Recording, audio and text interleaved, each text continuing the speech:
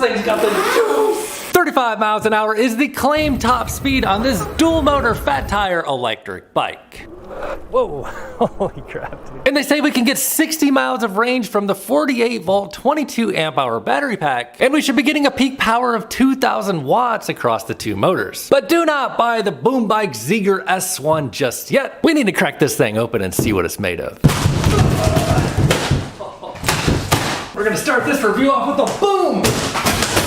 Check it out, dude. This bike has yellow wheels. The hub motor on the front wheel is indeed stamped as 1,000 watts. Look at them brake rotors. 160 millimeter rotor. But dude, you gotta see this color. I gotta say, man, I'm a fan. Of course, we get the same exact 1,000 watt hub motor in the rear. We'll fire that up in just a moment. Comes with the rear rack, and the brakes are hydraulic, courtesy of DY Island. Budget brakes on 160 millimeter rotor on the rear. This is a full suspension e-bike with a 4-link rear suspension. It's running a basic air shock. We'll feel it out here in just a few, but here is the controller box. Perhaps we'll pop that open here in a little bit and see what's in there. So that controller will pull its power from the battery, which will mount here, and send it to the two motors. It actually looks like there's a controller mounted here built into the battery tray. This one is showing 21 amps. And skimming the website, it's not entirely clear to me whether this is a dual controller bike or a single controller bike. Looking at the power claims of this bike, I think that this is a dual controller setup, probably 40 amps total. However, there is going to be a bottleneck in this power somewhere. It's saying we can run 1,000 watts on the rear, 1,000 on the front. So however much power can be pulled from those dual controllers seems like it's going to be limited by whatever's inside this hidden package. That's right,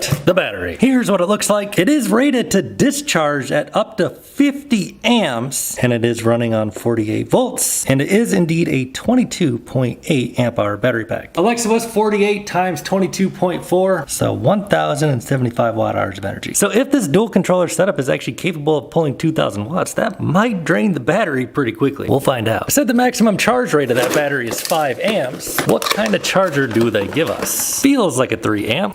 Yes, it's a 3 amp. I guess these days I can just pick up a charger and tell how many amps it is. So 22.4 divided by 3, so about 7.5 hours to charge this thing from completely empty to completely full. Fortunately, they do not ship it completely empty. It looks like it's about 70%, 60%, somewhere in there. So we'll top that off while we build it. It's also got user manuals, a guarantee card information, tools, pedals, looks like a phone holder with a connection to the bike battery so you can charge your phone directly from here. Sweet! The seat they give us is wide and has a little cutout in the middle. There is a quick release lever for easy adjustments. Seat post diameter on this is 30.4 millimeters if you want to swap it. It's got lightweight plastic fenders. Zeger bike. And by now you've probably noticed the dual crown fork up front. It's got gold stanchions, which I think flows pretty well with the yellow. And it's got a typical preload adjustment as well as a compression adjustment. Handlebars, aim, fire. They're relatively flat. They've got a key in there. A little bit of rise. Round rubber grips and a red button here for single or dual motor. Horn, light, pedal assist. Budget-friendly DY Island hydraulic levers. And on the right side, we can control our power with a quarter twist throttle. And if we want to use our legs, we can send our own power through a 7-speed Shimano shifter. Retail price is available in the link below this video. And I gotta say, dude, we're a little bit matchy-matchy here. Drop some metal shavings down there. It's always a little bit more difficult to put the front wheel on when you got a motor. And you'll probably never see a quick release on a bike that has a front motor because you really gotta bolt these things down, make sure they don't rotate on you with all that torque. And here's how you connect that front motor. And the zip ties they give you aren't quite long enough to reach, dude. Don't worry, your boy's got some laying around here. That'll do it. Here's what it looks like when you put the fender on. Here's the headlight. We'll power that display up in a minute after we throw the pedals on, which I am noticing get kind of close to this front fender. We'll see if we have any clearance issues on the ride. The rear rack will add a little bit of weight, and you get a reflector on back. Looks like some sort of battery operated light. My weight is 200 pounds. When I pick the bike up, the scale says 273. So the bike without the battery weighs 73 pounds. The battery weighs 10 pounds. So we have an 83 pound bike. But that's before we fill the Chow Yang tires up to the recommended PSI of 20. Which, how much weight does that add? Okay, I'll stop the dad jokes. Chainring on the front looks fairly large for some good high-speed pedaling, and there are 7 gears on the rear cassette. They do give you a derailleur guard guard installed in case you knock the bike over. It'll protect your tourney derailleur. So part of me wants to open up that box and see that controller, but the other part of me just wants to get this battery on there, see what this thing is all about. So let's power this thing up. Power button's down there, and we've seen this display before is color. So we get our battery readout up here in terms of bars, and it can, oh, that turns on the light. And we can tap through the options here and see we have odometer, max speed, average speed, and trip. This button will toggle between single and dual motor. There is no indicator on the screen, but I'm pretty sure you'll be able to feel it. Wonder what the horn sounds like. Horn is built into the light. Beep, beep. I'd say bicycle friendly, and now we can turn on the light, which here's what it looks like. You can adjust the angle just like this, and it's fairly bright. The light on the rear is not integrated into the battery, but there's a button down here, and you can kind of tab between some different modes here. Oh, we can be a police officer. How about that? Looks like they give you a little charging cable here for it. For your reference, here's what a 6'5" dude with a 34 inseam looks like getting on this bike. Here's what my pedal stroke would look like. Puts me in a position to where I can put down some power of my own if I'd like to, and I can still touch the ground. Dropping the seat down to minimum height. This puts me in a more relaxed position, and here's what my pedal stroke would look like. Suspension feels like we're balling on a budget. It's really not bad because of the 4-link setup. You could swap that shock out if you want. Rear suspension is always very much appreciated, even if it's not top of the line. Of course we get 5 levels of pedal assist, so let's try it out. So let's try rear motor, pedal assist 5, ready, go! Something's rubbing. Holy crap, dude. Something's rubbing there, though. Oh, it's the fender, dude. Where'd it go? Oh, there we go. Up to 31.1 where it cuts us off, but check this out. So it looks like you either run dual motor or rear motor. So let's see if I can actually do this. Dual motor, ready, go.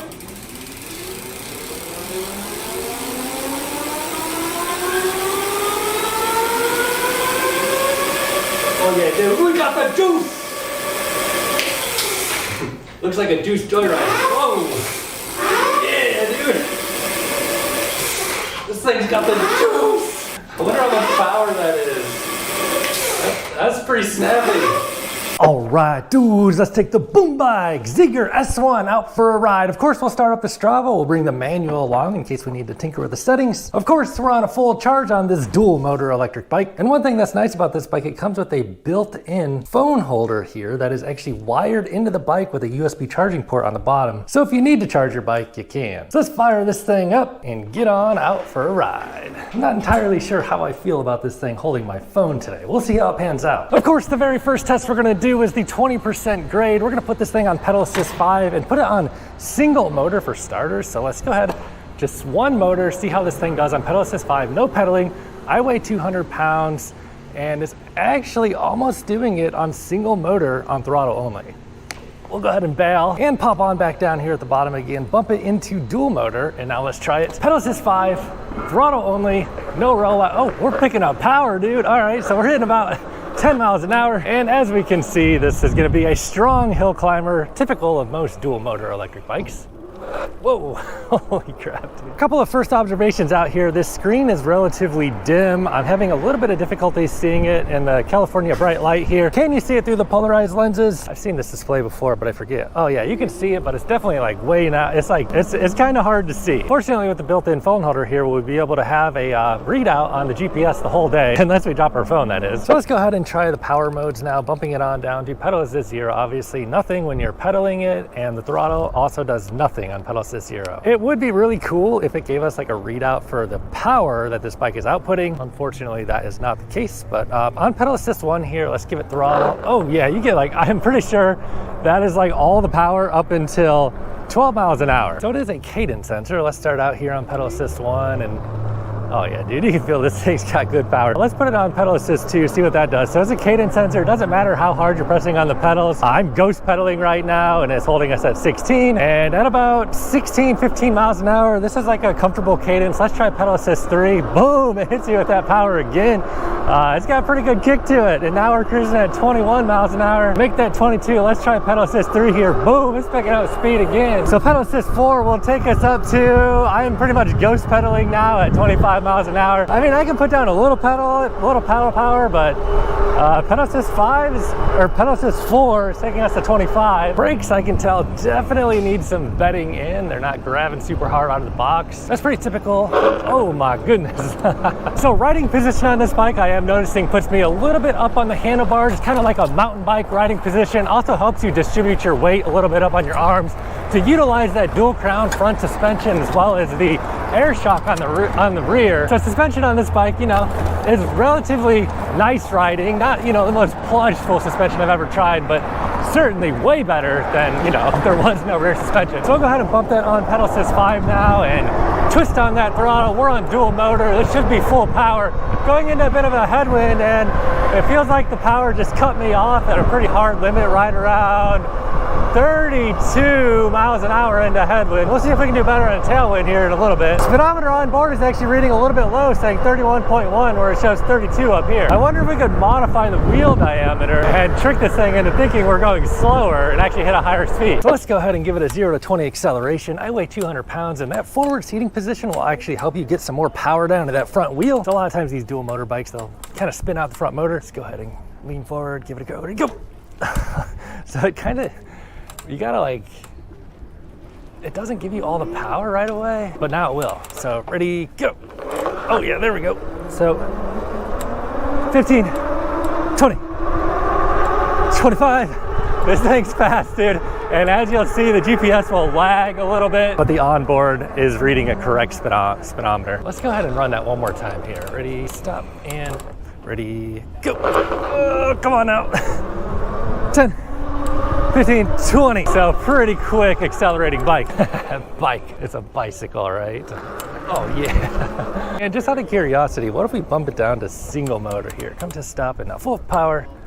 So considerably less power. Now this might not burn through the battery quite as quick. This is only what, a 22.5 amp hour battery pack. So if you are running this thing on dual motor, ripping it like I was just doing there, you might not make it very far. We'll see what the range is today though. So on a long straight with a bit of a tailwind, let's see what we can hit for top speed. Ready, go, full throttle. So it eases on that power in the very beginning, and 15, 25, 31, and the speedometer here tops out at 31, but GPS says we're going 32. And it feels like, I don't know, like it feels like it still has like good power, but like it's just limiting us somehow.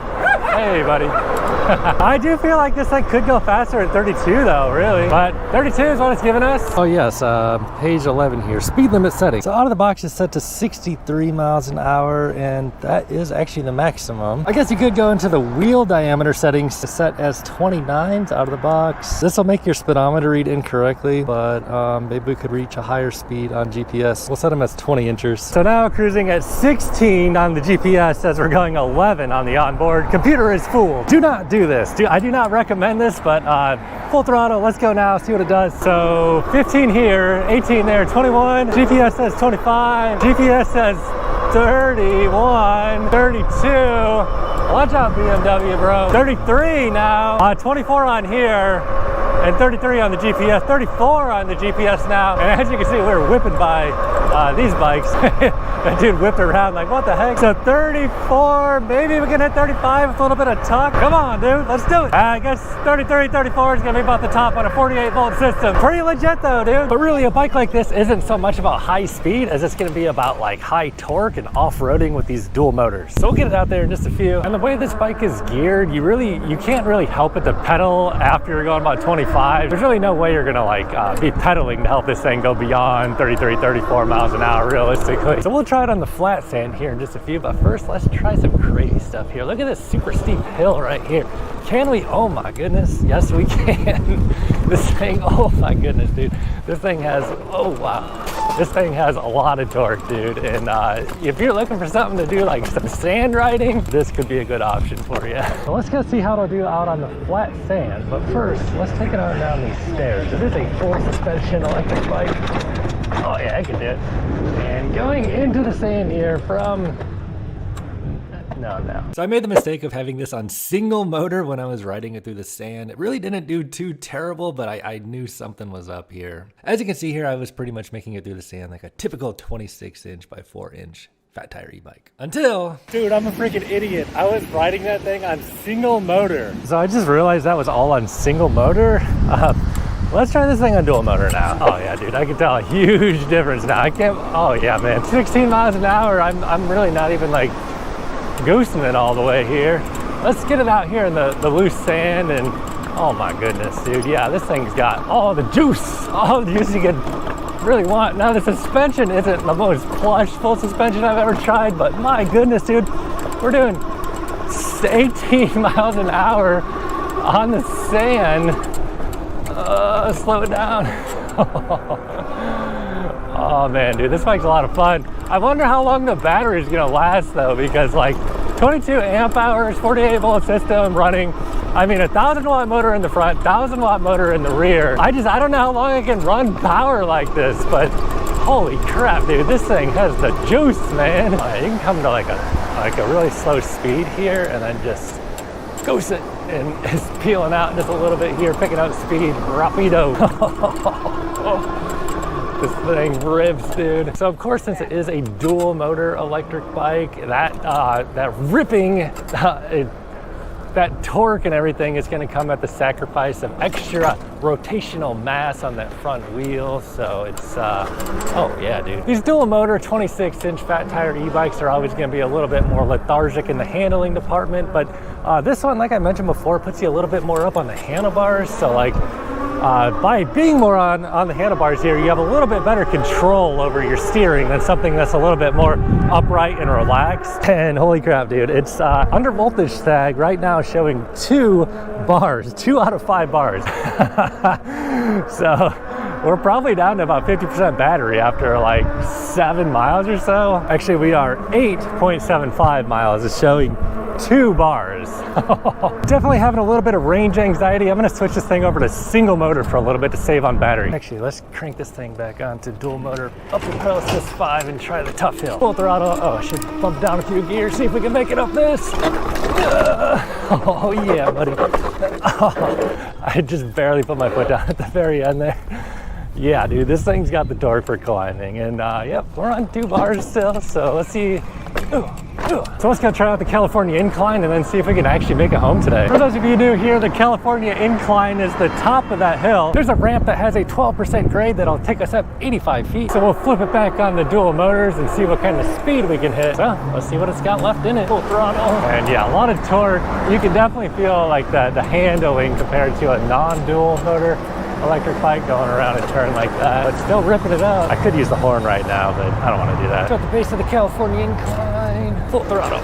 Still spinning that front wheel just a little bit, trying to keep my weight down on there to keep it going. 11 miles an hour, 16, burning through that battery, baby. 19, 20, 22, about to go blowing past the acoustic bike on the outside here.